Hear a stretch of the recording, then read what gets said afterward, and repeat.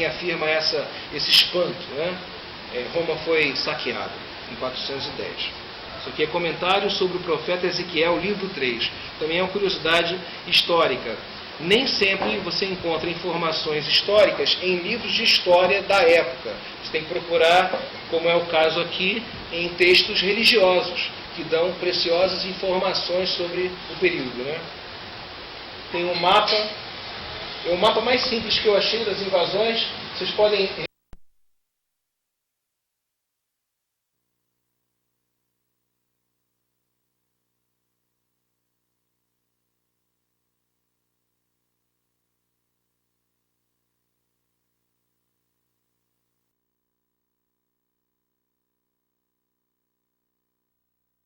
Se calcula que eram em proporção pequena em comparação com as populações locais. Cerca de 3, 4% do número dos habitantes das cidades, por exemplo.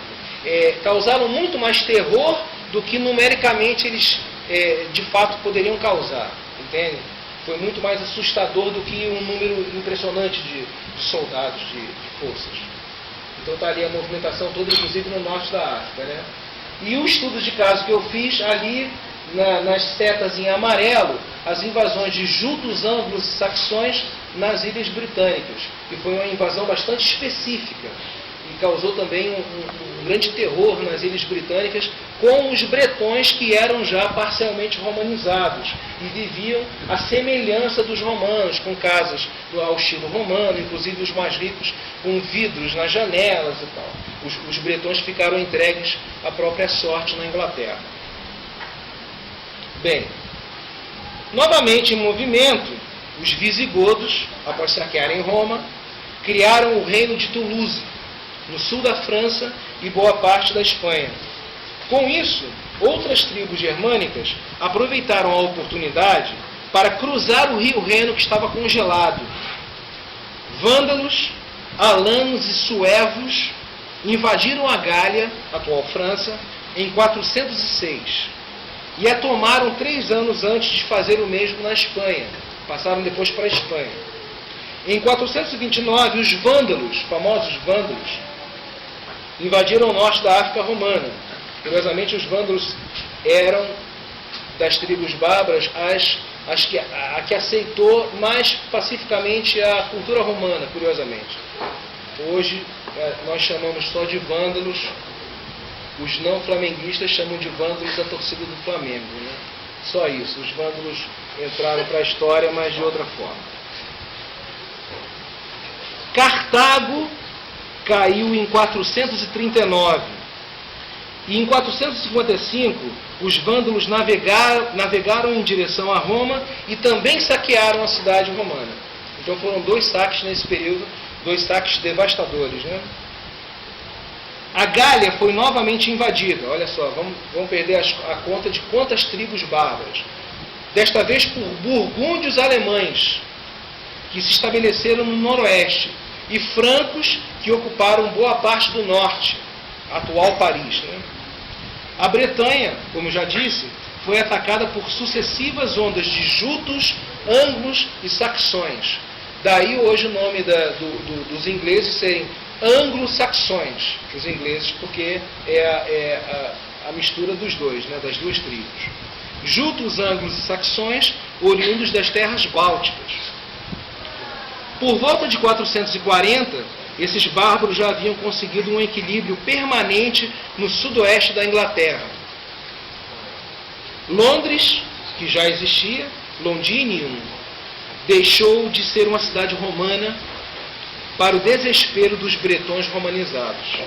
Os romanos foram forçados a fazer concessões e pagar suborno aos invasores para comprar trigo fora de época, que também causa uma grande indignação para os clérigos bretões que viviam na Bretanha, né? O fato de Roma ter que pagar suborno aos invasores.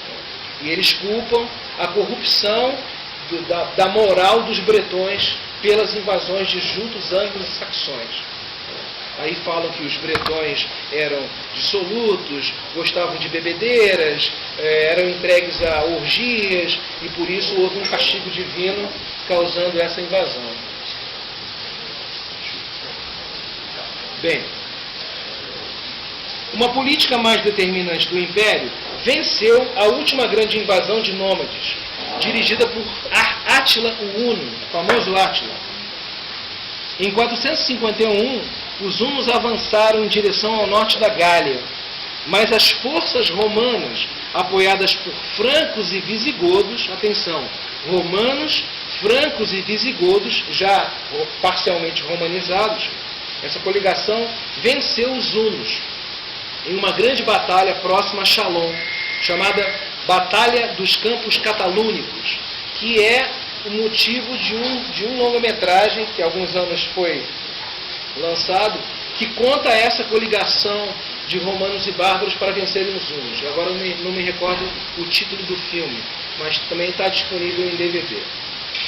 Bem, a seguir, os hunos, em 451, aterrorizaram a Itália, mas, sem chegarem a Roma, se retiraram para os Balcãs, onde Átila morreu em 453, talvez envenenado.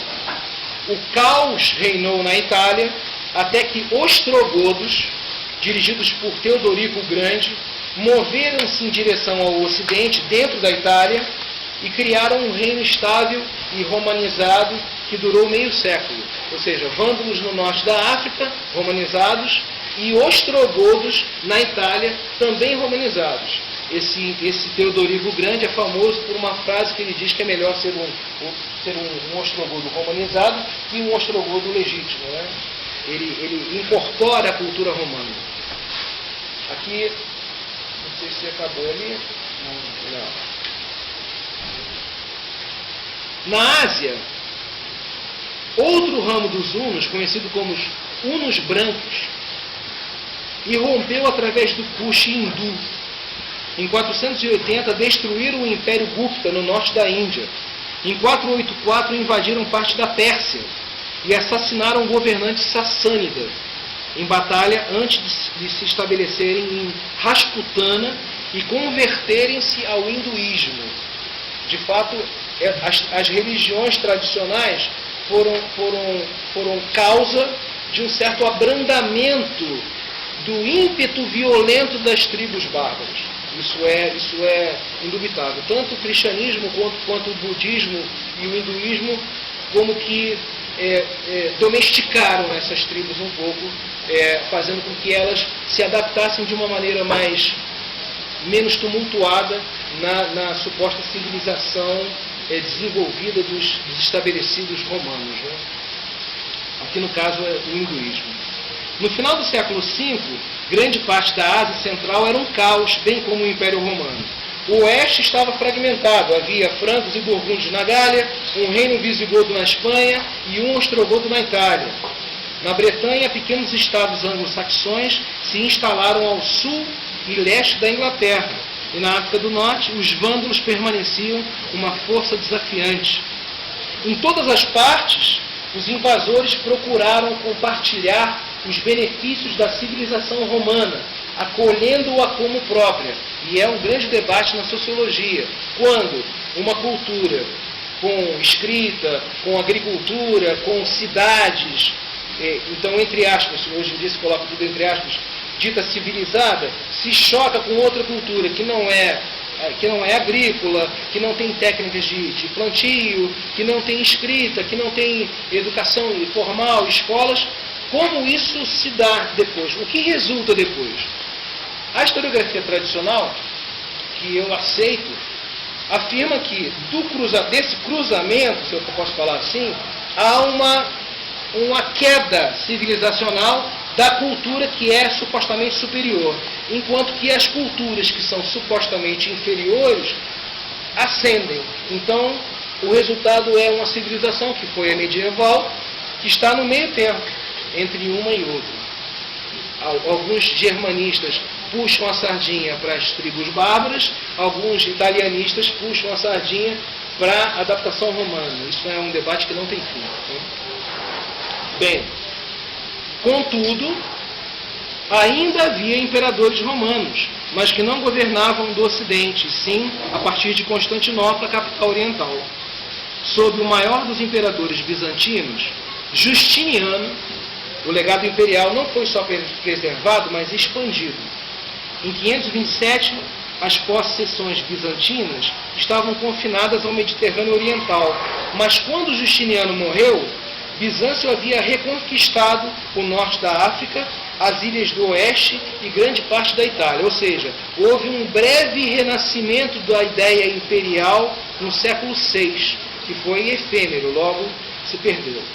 Como digo aqui a seguir, a sorte bizantina não durou. Em uma segunda onda, vieram mais bárbaros. Os avaros entraram na Europa nos anos 550 e novamente semearam o terror na Gália, na Itália e nos Balcãs. Junto com os avaros, vieram os eslavos nos Balcãs e Oriente da Europa, os lombardos no norte da Itália e os búlgaros que colonizaram que hoje é a Bulgária. Ou seja, houve uma segunda leva de invasões. Né? Pois bem, houve ainda uma terceira, mas eu não cheguei até ela porque passaria um pouquinho do recorte cronológico, que é a famosa invasão dos vikings e dos húngaros magiares, já no século IX, né? Que também causou um estremecimento enorme na então nascente cultura ocidental, né? Destruindo bibliotecas, tocando o terror. Bem, aliás, essa questão dos vikings me rendeu, alguns anos atrás, uma polêmica com um professor vikingista. Eu posso chamar assim? Não, estou brincando. Porque ele ficou bastante aborrecido com o texto meu e fez uma resenha de um livro meu numa revista eletrônica da Paraíba. Me avisaram, eu vivo navegando na internet, né? E achei que daria para responder, porque pensei que ele tinha ali vários pontos frágeis na sua argumentação. E pedi à revista eletrônica, que hoje não existe mais, pedi direito de resposta para a revista eletrônica.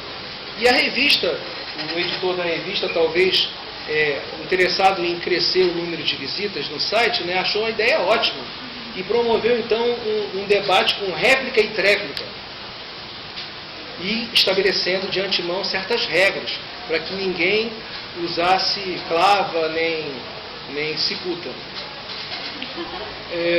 E aí eu fiz a réplica, o professor deu a sua também, e eu tive o direito à tréplica final, porque senão também não teria fim o debate, né? Isso a respeito de um livro meu que saiu chamado Os Vikings. E o debate começou porque no prefácio do livro eu afirmei que as sociedades nórdicas da Escandinávia, Dinamarca, Suécia, aquelas todas lá de cima, né, são hoje as sociedades europeias mais desenvolvidas do ponto de vista social, com direitos, enfim, são sociedades muito prósperas, né? E eu disse no prefácio do livro que isso foi a consequência desse choque entre o cristianismo e a agressividade bárbara, que fez nascer uma civilização original. Tanto é que esses países, em sua maioria, são de monarquias católicas, o que é um grande paradoxo. Originalmente bárbaros, né? Violentíssimos. Ou seja, eu falei mais ou menos uma coisa óbvia. E o professor ficou bastante aborrecido, achando que eu estava puxando a sardinha para o catolicismo e tal. E me mandou um monte de e-mails dizendo que nunca tinha percebido isso nos meus artigos, que gostava deles. Eu até guardei, como orgulhoso. E aí houve o debate, né? Mas no final a minha tréplica foi censurada, porque disse o editor que eu atingi em golpes baixíssimos a cintura na região do abdômen. foi censurado, e eu fiquei muito feliz, porque já sem a ditadura militar, eu ser censurado é uma coisa muito interessante, né? Eu fui censurado na época da ditadura, quando lancei um disco, que fui lá pro censor e tal, com a música, e eu tenho até hoje carinho do censurado, né? Mas não pedi pensão. E agora ser censurado na democracia, mas eu salvei o debate todo, e está disponível no meu site, para vocês se divertirem. Está tudo lá. A réplica dele também, né? Porque seria injusto eu deixar só o meu lado, né? O leitor pode acompanhar a réplica, a tréplica e até o meu texto censurado está lá também. Ainda bem que eu só vi porque a revista acabou. Enfim, fiz um pequeno preâmbulo para dizer que, de fato, é um tema que desperta, ainda no século XXI, paixões. Uma coisa muito interessante que a história proporciona, né? Entre dois professores do Brasil, um tema da Idade Média, ter causado essa celema. O livro está à venda aí, o livro. Bem, na Ásia, os efeitos das invasões não foram tão prolongados como na Europa. É surpreendente ver o quanto que a civilização clássica chinesa sobreviveu, quando, por fim, foi restaurado o Império depois de 581 pelos Sui e os Tang. Contudo, o norte da China sofreu terrivelmente. O dinheiro desapareceu e surgiu um sistema de trocas quase como um escambo, né? Mas o sul foi preservado dessa decadência e acolheu muitos chineses do norte. Os invasores do norte utilizaram métodos chineses de governo e cooperaram com a aristocracia local e os administradores, de uma maneira bastante semelhante com o que aconteceu na Europa. A cultura invasora se aproveitou da estrutura administrativa dos que foram invadidos, né? O sistema chinês os absorveu e eles adotaram seus costumes e cultura. Concluindo, no ano 600, o mundo havia mudado quase que completamente. Os impérios caíram, suas civilizações foram parcialmente esquecidas. Na Europa Ocidental, os escritores clássicos gregos e romanos, filósofos, poetas, historiadores, geógrafos, etc., o que vocês possam imaginar, até poetas profanos, só sobreviveram em documentos pacientemente copiados à mão nos mosteiros. A igreja foi o principal, se não o único, veículo institucional que transmitiu a alta cultura romana para a Idade Média.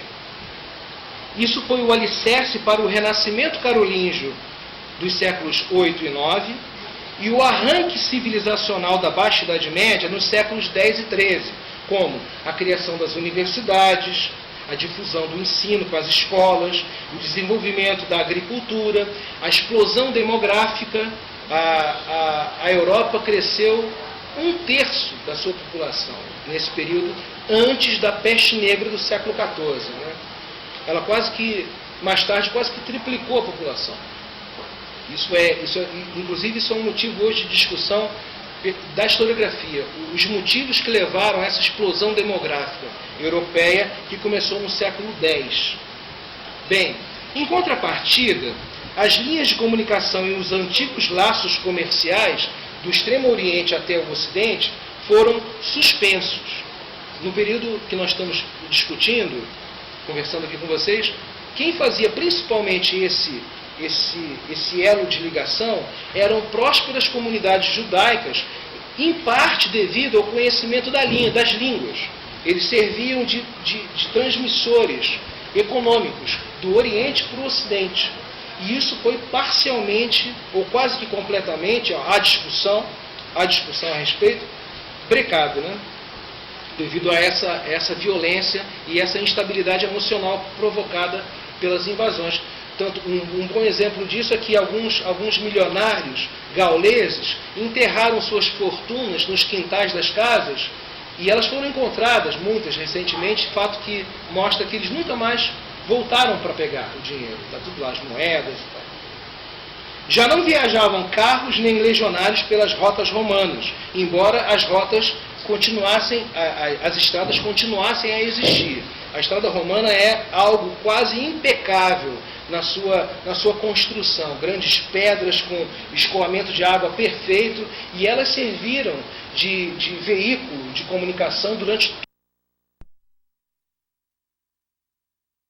símbolos da civilização clássica estavam em ruínas.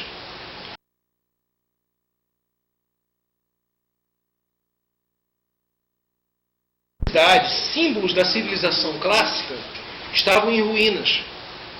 Roma estava desolada. 1/3 dela estava praticamente coberta pelo mato. Ou seja, as pessoas migraram das cidades para os centros rurais. Houve uma grande migração. Seu grande fórum jazia em silêncio e seus aquedutos destruídos. Enquanto a Europa entrava em um período de estagnação social, que durou até cerca do ano 1000, o resto do mundo antigo se via sacudido por uma nova força, o Islã, que derrotou os impérios sassânida e bizantino, avançou até a fronteira chinesa e conquistou o norte da África e quase toda a Península Ibérica. O Islã desafiou o equilíbrio mundial e converteu-se na civilização mais dinâmica desse período. Os seguidores de Maomé rechaçaram os nômades, muitos foram convertidos, diga-se de passagem, rechaçaram e criaram uma confederação de estados muçulmanos. A Europa foi obrigada a depender de seus próprios recursos e defender-se só com suas forças. Até as cruzadas, primeira cruzada do final do século XI, a força motriz da história esteve basicamente no Oriente e no Islã. Depois das cruzadas, com o Ocidente medieval cristão, esteve nas mãos do Ocidente medieval cristão, e isso até o século XX. É também uma discussão por que a cultura islâmica tem sempre um olhar para o passado. As revoluções islâmicas que costumam acontecer na sua cultura são sempre, via de regra, conservadoras. A última, se vocês se recordam, quem é da época ou quem leu, a revolução do Ayatollah Khomeini foi basicamente uma revolução conservadora. Ou seja, o Islã tem sempre quando ele começa a tomar características diferentes das suas bases religiosas, há sempre um movimento de voltar para trás, né? Eu vou encerrar a minha fala, essa minha pequena apresentação, com esse dilema. Eu certa vez perguntei a um grande islamista, considerado hoje o maior islamista espanhol vivo, professor de filosofia islâmica medieval, professor Rafael Ramon Guerreiro. Eu perguntei a ele pessoalmente por que o Islã tem esse movimento retrógrado, regular, né? Não só na revolução do Ayatollah Khomeini, mas na Idade Média nós temos almohadas e almorávidas que invadem também a Península Ibérica vindos da África, sempre com esse viés conservador, acusando os muçulmanos que vivem na Península de decadentes, de corrompidos pela cultura e tal. E ele me deu uma resposta que eu fiquei durante um bom tempo, fiquei meditando durante um bom tempo. Ele me deu uma explicação filosófica religiosa, o que me deixou espantado. Ele disse: Ricardo, a cultura muçulmana, a religião islâmica, tem um pilar sólido que é o Alcorão. O Alcorão foi ditado por Maomé, pelo arcanjo Gabriel, né? E ele é um livro de fé compacto, isto é, não há muitas contradições internas no texto. Em contrapartida, a Bíblia, por ter sido escrita durante vários séculos por diferentes escritores, a Bíblia tem no seu interior partes contraditórias. Curiosamente, ainda as palavras do Rafael Ramon Guerreiro, curiosamente, essas partes contraditórias permitiram ao Ocidente medieval já com a universidade, com a fundação das universidades, particularmente no século XIII, permitiu um ambiente de debate. Os alunos debatiam os pontos contraditórios, particularmente na Faculdade de Teologia de Paris. Enquanto que no mundo muçulmano não houve esse espaço de debate, porque sempre que um filósofo fugia um pouquinho do que era dogmaticamente estabelecido, ele era censurado pelas autoridades locais. Então, por mais paradoxal que possa parecer, ele me dizendo, foi a própria civilização cristã que permitiu esse arranque que a Europa teve, e nos séculos que o Josemar tanto conhece bem, muito melhor do que eu, o período moderno, ter conquistado o mundo, ao passo que o Islã sempre conquista pela fé, e está conquistando agora. Ele me dizia, e ele como espanhol madrilenho me dizia, os Estados Unidos têm que tomar cuidado com os espanhóis, porque os espanhóis são conquistadores, né? E estão conquistando os Estados Unidos culturalmente, né? O presidente, para ser eleito, tem que também falar um pouco de espanhol já, de modo que esse paradoxo faz parte dos paradoxos da história, que muitas vezes são de difícil compreensão, né? E eu estou trazendo aqui para vocês, para nós debatermos. Já estou quase 40 minutos. Muito obrigado.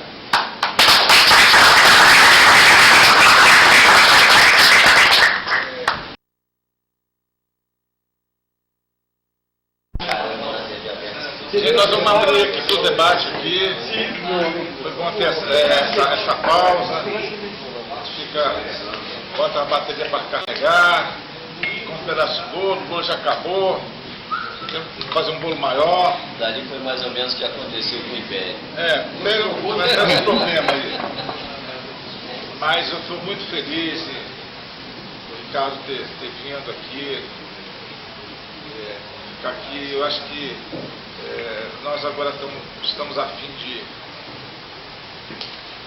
Todo palestrante, vamos tentar fazer a filmagem para não perder isso. Já se perdeu muita coisa na universidade, se perde. E os departamentos às vezes não têm Todos os departamentos não têm o cuidado de gravar uma palestra, não só dos nossos não, né? Mas de outros também. E a característica desse café geográfico é que nós só queremos a prata da casa. Só os professores dessa instituição, né?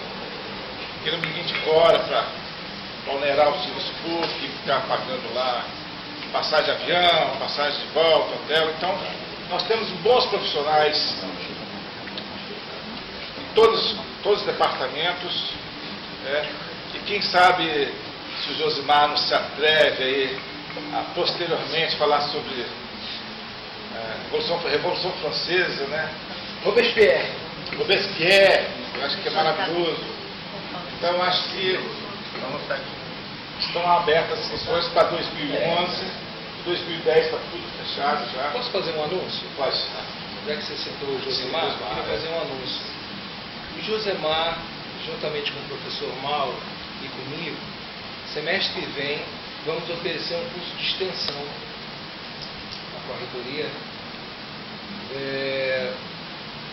Há alguns anos eu ofereci um curso desse, mas não foi de extensão, foi pela ANPU, com aquele seriado Roma, que você fez. Então, e aí as pessoas me pediam e tal, mas passaram-se os anos, já uns 3 anos, 4 anos, foi 2007. E aí, conversando com o Mauro, eu sugeri a ele apresentar o seriado de Henrique VIII, Tudors, que está passando agora o 3º ano numa TV a cabo, né? Isso porque, como o Marcelo disse, a Universidade de Alicante me convidou para fazer a tradução de uma novela de cavalaria do século XV, escrita em cerca de 1470, né? E essa novela tem algumas características já do humanismo italiano. E eu estou começando agora a ler um pouco sobre isso, porque eu confesso que o século XV nunca foi um século do meu interesse especial, né?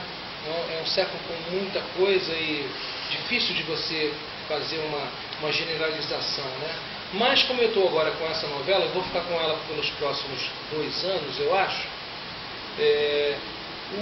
Apresentar o Henrique VIII, Studers, vai me dar